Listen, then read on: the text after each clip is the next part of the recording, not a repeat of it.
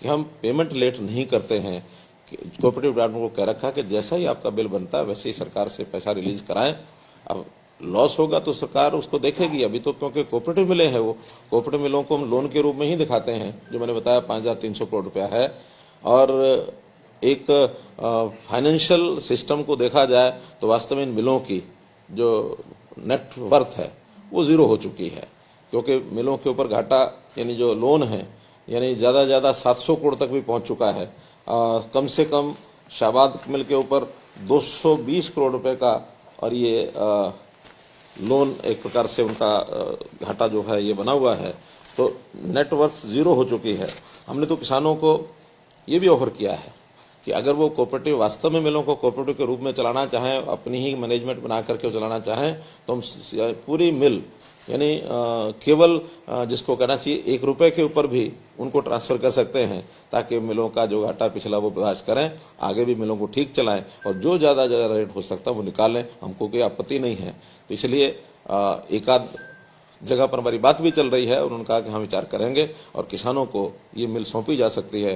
जैसे कोऑपरेटिव जितने भी सिस्टम्स हैं, संगठन हैं, वो सारे लोग स्वयं संभालते हैं जो कोऑपरेटिव के मालिक होते हैं। तो ये कोऑपरेटिव के मालिक बनकर के संभालेंगे तो हमें उसमें भी आपत्ति नहीं है। बोनस भी मिलेगा क्या? जो किसान अपनी फसल बेच चुके, गन्ना बेच चुके, उनको क्या बोनस भी मिलेगा? बोनस नहीं, ये रेट पहले दिन से लागू होगा जिस दिन से उन्होंने सीजन से वो बकाया भुगतान करेंगे। 372 तक कर दिया। जो रिकमेंडेशन आई हुई है, आपने कहा कि कई समस्या ऐसी हैं जिनमें शुगर मिल की जो हालत है, और कैसी रिकमेंडेशन है जो लंबे समय तक इस सिचुएशन में सुधार कर सकते हैं? जैसे मैंने बताया ना कि उसमें हम जो मिले हैं उनका अपग्रेडेशन ये हमने करना है, वो भी उसमें सुझाव उनका आया है। एक सुझाव है चीनी की क्वालिटी को और कैसे बढ़ाया जाए, क्योंकि चीनी की क्वालिटी में भी कहीं ना कहीं जब एक्सपोर्ट चीनी हमारी होती है तो उतना रेट हमको नहीं मिलता है। चीनी की क्वालिटी जहाँ अच्छी होती है वहाँ रेट थोड़ा ज़्यादा मिलता है, उस क्वालिटी को भी हम सुधारेंगे। और रिकवरी कैसे बढ़ाई जाए, इसमें खास करके गन्ने की किस्म, गन्ने के बीज, गन्ने का और जो साइंटिफिक अध्ययन है उसमें कुछ गन्ने की वैरायटीज ऐसी हैं जिसकी रिकवरी बढ़ सकती है, जिसमें चीनी ज़्यादा निकले।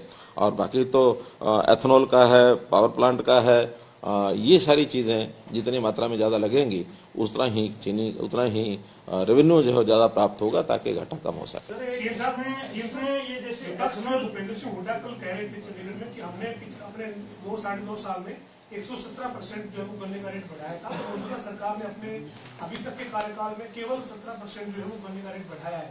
क्या आपको ये लगता है कि विपक्ष जो है गन्ना किसान या बाकी जो किसानों को सरकार की तमाम योजनाओं को गुमराह कर रहे हैं? क्योंकि आप पहले भी कहते रहे कि सरकार जो विपक्ष है वो किसानों को गुमराह कर रहे हैं।